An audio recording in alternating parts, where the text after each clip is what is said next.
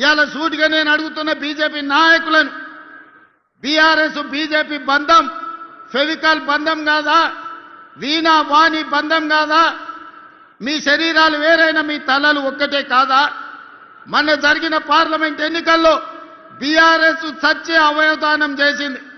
ఎక్కడైనా ప్రమాదంలో ఎవరైనా చావు బతుకుల మధ్యలో ఉంటే వాళ్ళు సంతకం పెడతారు, నా మరణానంతరం నా కిడ్నీలు దానం చేస్తున్నా, నా మరణానంతరం నా కళ్ళు దానం చేస్తున్నా అని మనం అవయవదానం చేసేటోళ్ళని చూసినాం.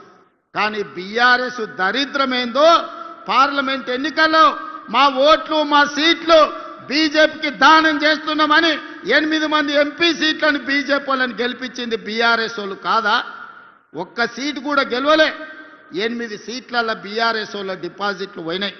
మరి ఇవాళ 8 పార్లమెంట్ సీట్లలో డిపాజిట్ పోయిన బీఆర్ఎస్ వాళ్ళు మేమే గెలుస్తామని రంకెలేస్తారు. డిపాజిట్లు రాని బీఆర్ఎస్ సన్నాసులు రేపు మున్సిపల్ ఎన్నికల్లో ఎట్లా గెలుస్తారని నేను అడుగుతున్నా.